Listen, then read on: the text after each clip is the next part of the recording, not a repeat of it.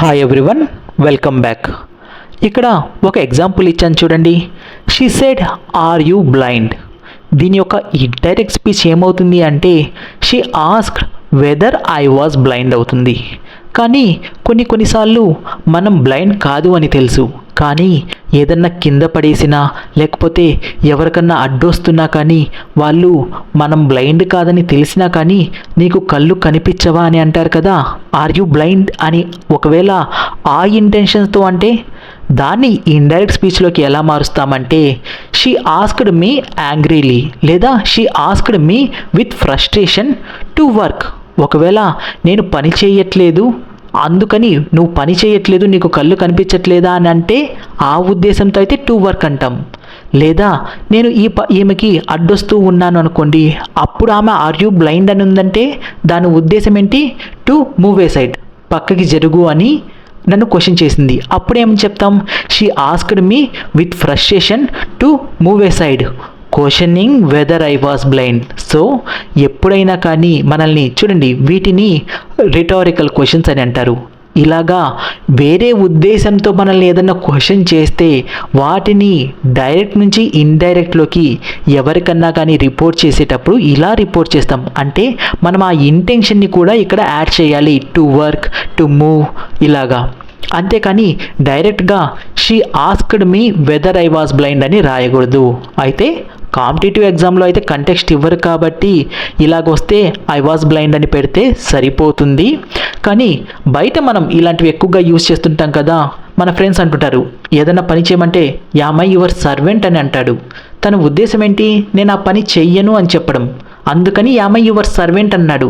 నిజానికి తెలుసుకోవాలని కాదు, నేను నీ సర్వెంట్నా కాదా తెలుసుకోవాలి అని కాదు, నేను ఈ పని చెయ్యను అని చెప్పడానికి. అలాంటివి రిపోర్ట్ చేసేటప్పుడు మనము ఇలాగ రిపోర్ట్ చేయాలి. సో ఇవాళ క్లాస్లో ఇంట్రాగేటివ్ సెంటెన్సెస్ అయినా yes or no question, yes or no క్వశ్చన్కి ఆన్సర్ కూడా ఎస్ ఆర్ నోలో రాయొచ్చు. Are you coming, yes. Are you playing, no. Yes or నోలో మనం ఆన్సర్ ఇవ్వగలం. లేదా WH question, what is your name. ఇక్కడ ఎస్ అంటే సరిపోతుందా, అర్థం కాదు. ఏం చెప్పాలి, స్పెసిఫిక్ ఇన్ఫర్మేషన్ ఇవ్వాలి. What is your name, Praveen. Next వచ్చేసరికి alternative question, do you want tea or coffee. చూసారా, ఆర్ వచ్చింది అంటే ఒక చాయిస్ వచ్చింది. ఇది తాగుతావా అది తాగుతావా, ఇక్కడికి వెళ్తావా అక్కడికి వెళ్తావా, ఇలాగా చాయిస్ ఇచ్చినప్పుడు మనం ఆల్టర్నేటివ్ క్వశ్చన్ అని అంటాము. నెక్స్ట్ వచ్చేసరికి రెటారికల్ క్వశ్చన్. చూడండి, యామ్ ఐ యువర్ సర్వెంట్.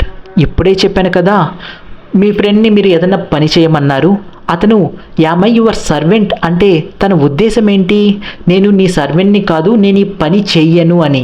అంటే నేను ఈ పని చెయ్యను అని చెప్పడానికి యామ్ ఐ యువర్ సర్వెంట్ అని క్వశ్చన్ చేశాడు.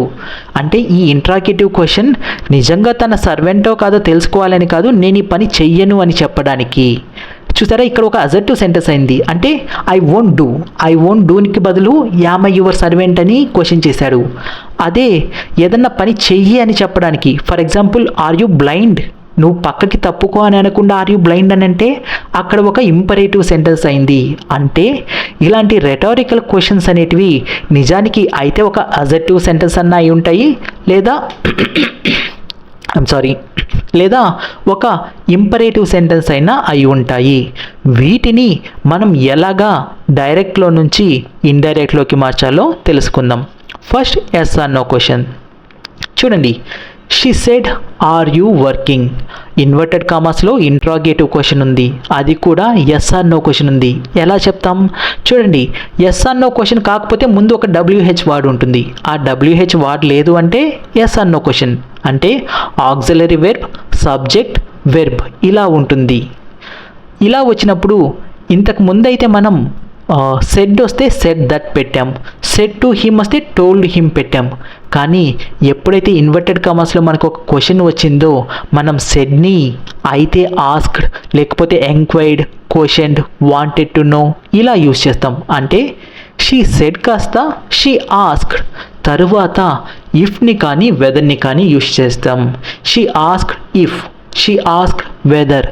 తరువాత చూడండి, మనల్ని ఎవరన్నా కానీ క్వశ్చన్ చేసినప్పుడు దాన్ని మనం వేరే వాళ్ళకి రిపోర్ట్ చేసేటప్పుడు క్వశ్చన్ని క్వశ్చన్లా రిపోర్ట్ చేయం, అజెక్టివ్ సెంటెన్స్లో రిపోర్ట్ చేస్తాము.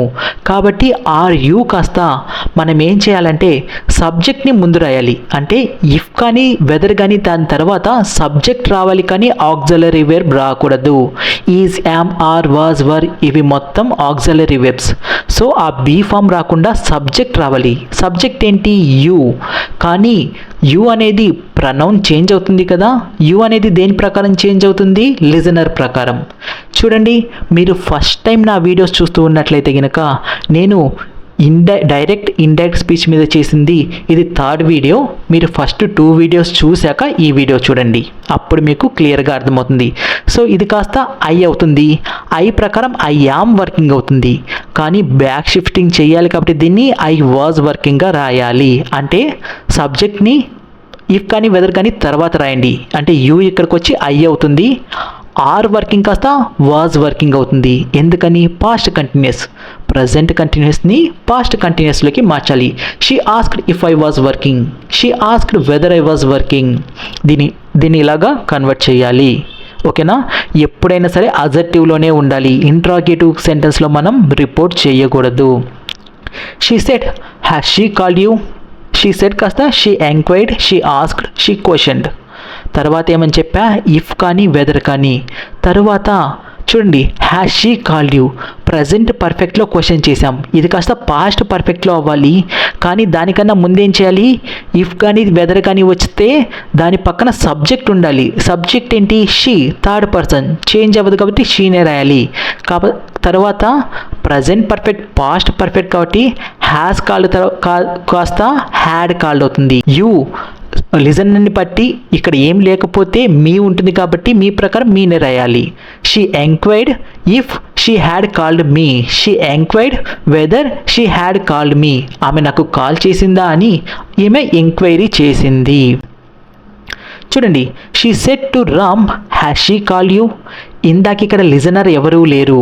లిజనర్ ఎవరూ లేకుండా యూ అని వస్తే ఇక్కడ లిజనర్ మీ అని ఉన్నట్లు.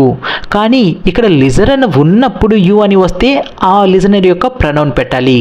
షీ సెడ్ టు రామ్ కాస్త ఏమవుతుంది? She enquired Ram. ఇఫ్ కానీ వెదర్ కానీ పెట్టాలి.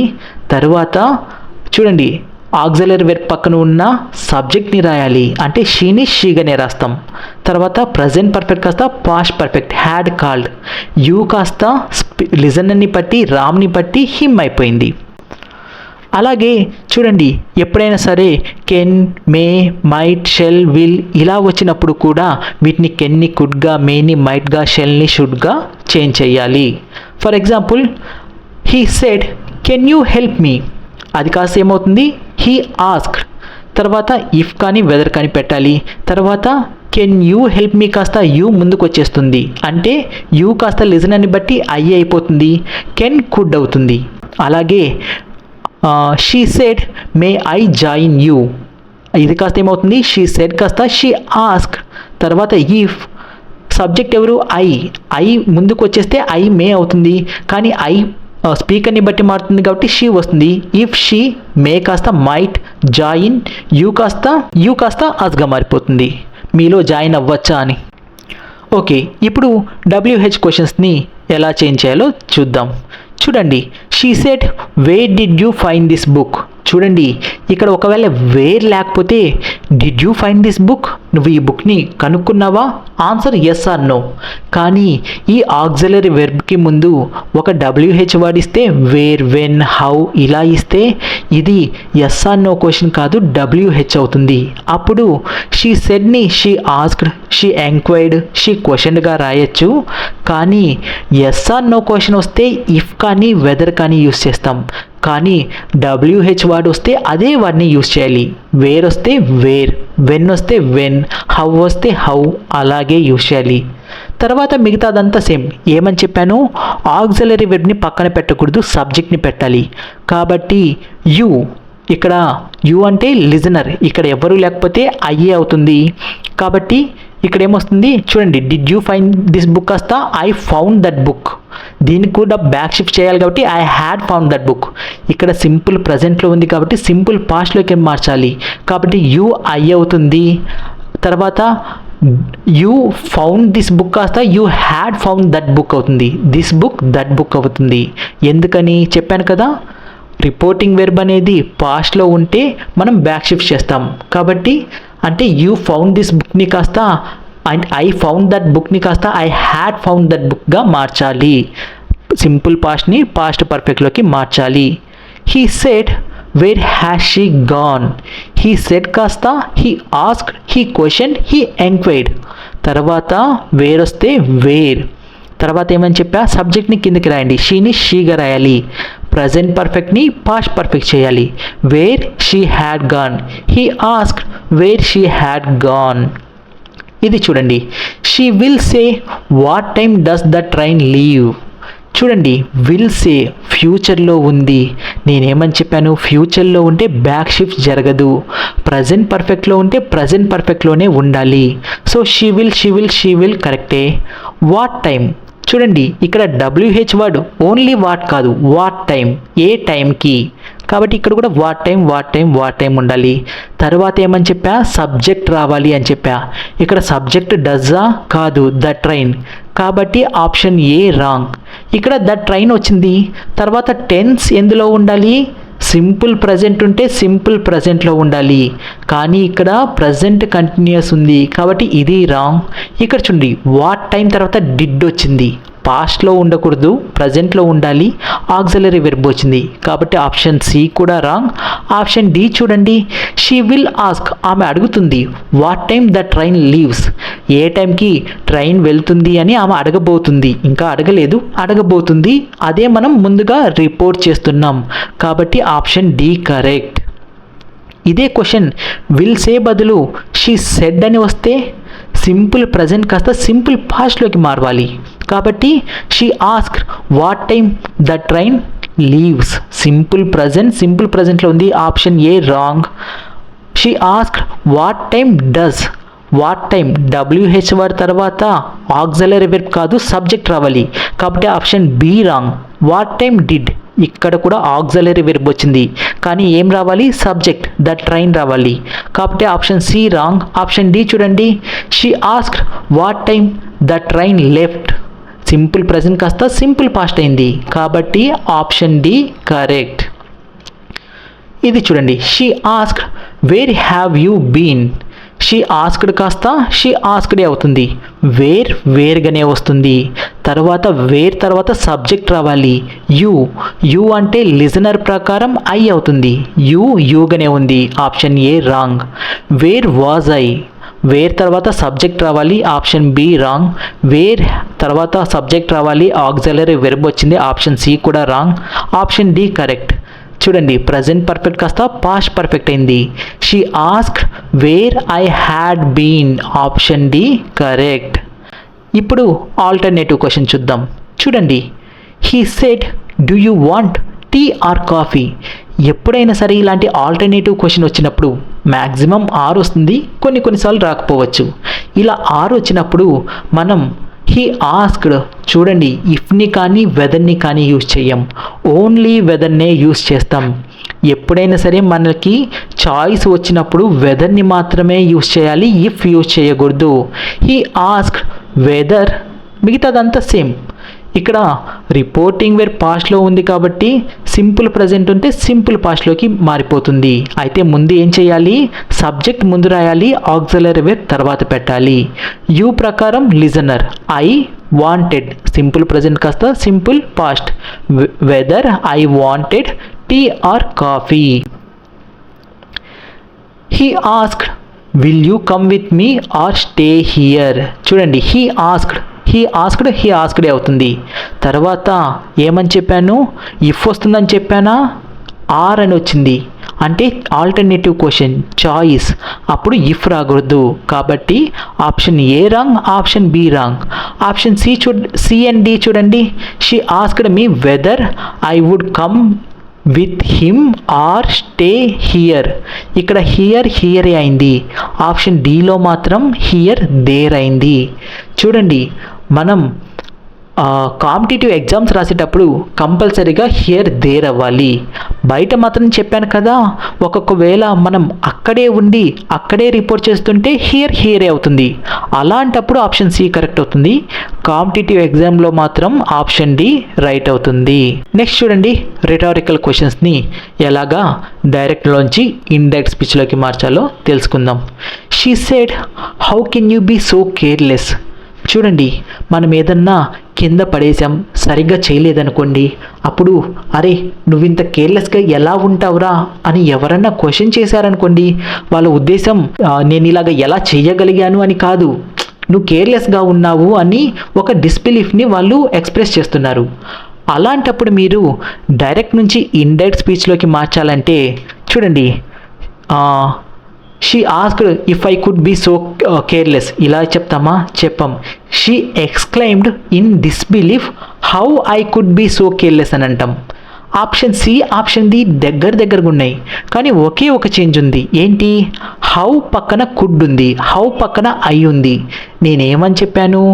డైరెక్ట్లోంచి ఇండైరెక్ట్లోకి మార్చేటప్పుడు ఇలాగ WH వర్డ్ కానీ లేదా ఇఫ్ కానీ వెదర్ కానీ వచ్చినప్పుడు వాటి పక్కన సబ్జెక్ట్ ఉండాలి. అంటే యు ఒక్క ప్రనౌన్ ఏమవుతుంది? ఐ ఉండాలి, అంతేగాని కుడ్ ఉండకూడదు. అందుకని ఆప్షన్ సి రాంగ్ అయింది. Option D and correct.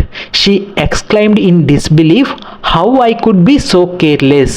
ఇలాగ వాటిని కన్వర్ట్ చేయాలి. ఇంకొక ఎగ్జాంపుల్ చూడండి. He said, oh do you think you are so smart.